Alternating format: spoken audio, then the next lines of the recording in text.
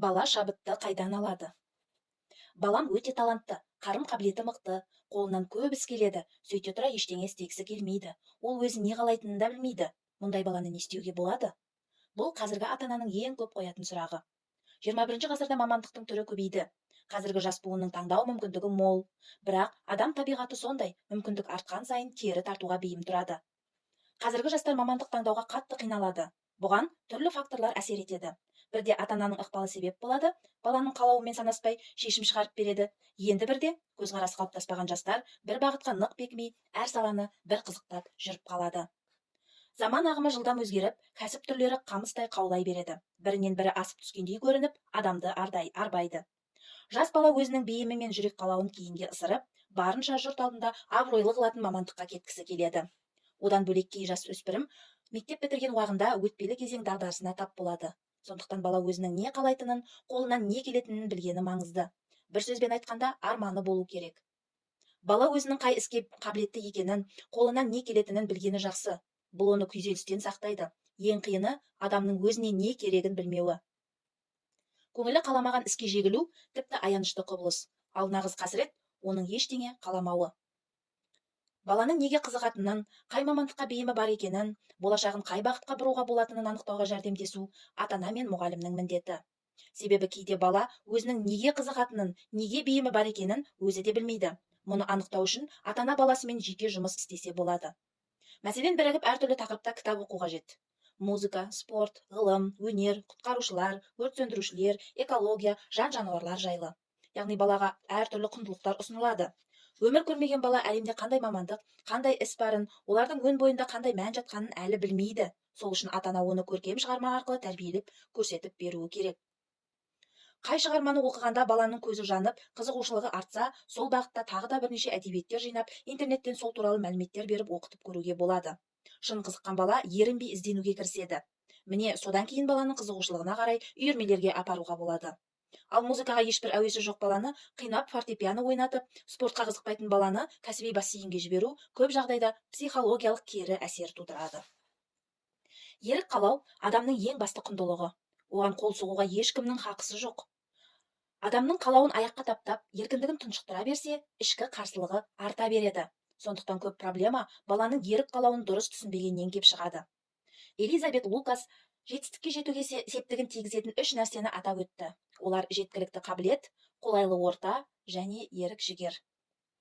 Соңғысына көп нәрсе тәуелді. Бала үшін де, ересек адам үшін де бұл өте маңызды. Осы тұста ескеретін бір жайт бар.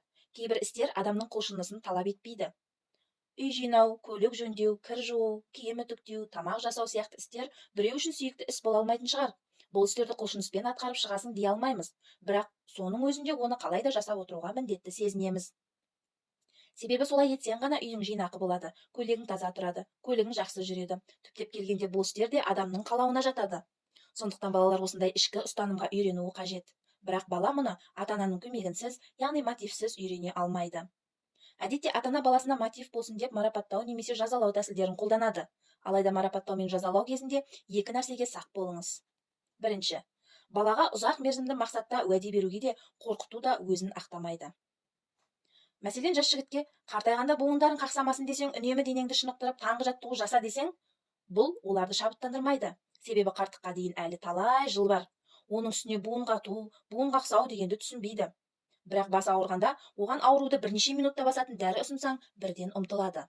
Қартайғанда буындардың дұрыс жұмыс істеуіне қарағанда, бүгінгі ауруынан тез жазылғанды көбірек қалайды.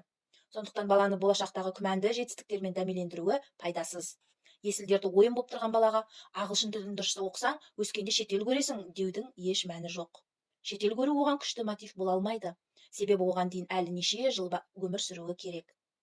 Одан да мына сөздерді жаттап алсаң, достарыңмен бірге шомылуға жіберемін десең, сөздерді жарты сағатта жаттап алуына жеткілікті мотив болуы мүмкін.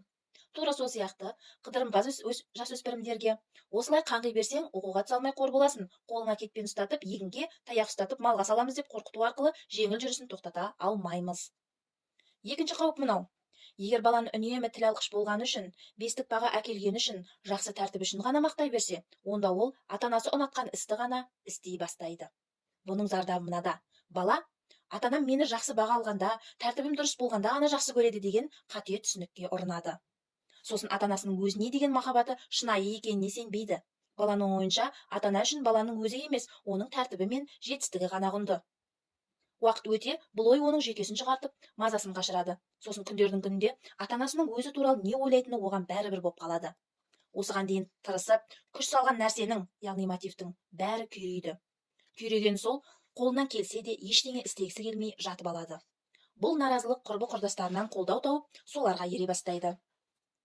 Бұның соңы сабақ оқымай, мектепке бармай, қалай болса солай киініп, темекі ішімдікке әуестеніп, құмар ойындар сияқты жаман әдеттерге бой алдырып кетуі мүмкін.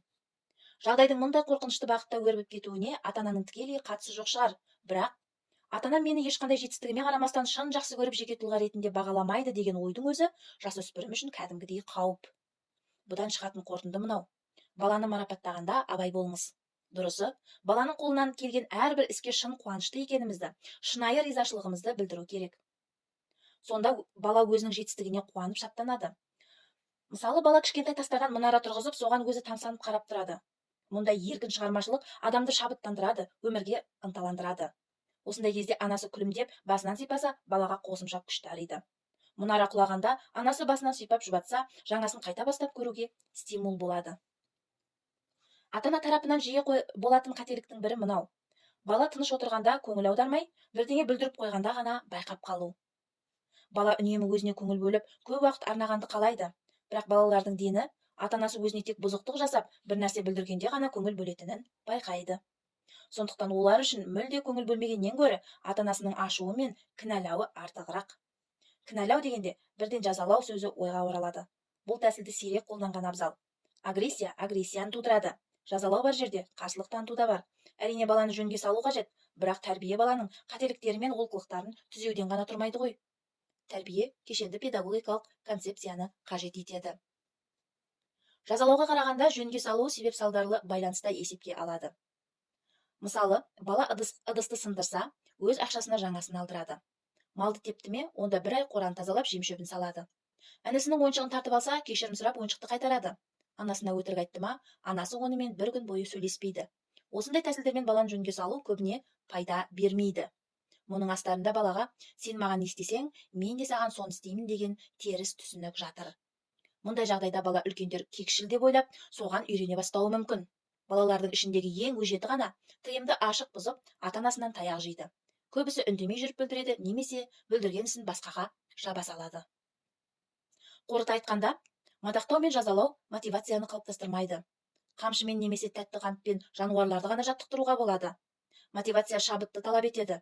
Кеудесі мақсат-мұратқа толған балада ғана шабыт болады. Құсты қанаты ұшырады, баланы талабы ұшырады деген нақыл осындайда айтылса керек. Ал баланың талабын оятып, мақсат-мұратқа жетелейтін дүние құндылық. Неғұрлым баланың кеудесі құндылыққа толса, соғұрлым баланың арманы асқақ, мұраты биік болады. Ертегідегі қаһарман, қиссадағы пайғамбар, романдағы кейіпкер баланың болмысын аша түсуге қосымша құрал.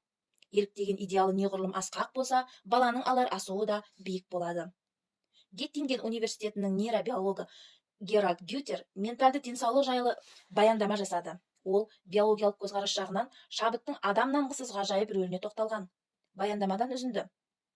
Біз мимен қанша көп жұмыс істесек, ми сонша жақсы дамиды деп ойлаймыз. Бұл қате пікір. Миді неғұрлым шабытпен пайдалансақ, соғұрлым ол жақсы дамиды. 21 ғасырда шабыт ұғымы ескірді деуге әлі ерте. 2 жасар баланың ісіне назар салыңызшы. Бір күнде өзіне қаншама жаңалық ашып шабыттанып жүреді. Яғни баланың қалыптасу кезеңінде мидың когнитивті орталығынан бөлек эмоционалды бөлігі де атсалысады. Ортаңғы мидың эмоцияға жауап беретін негізгі бөлігі сергек тұрады.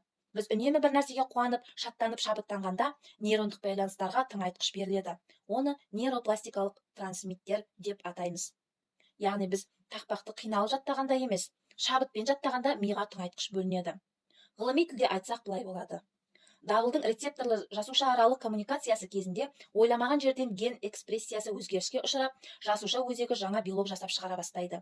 Жаңа белок жаңа нейрондық байланыстар орнату үшін, сол байланыстарды нығайту үшін қорек ретінде қолданылады.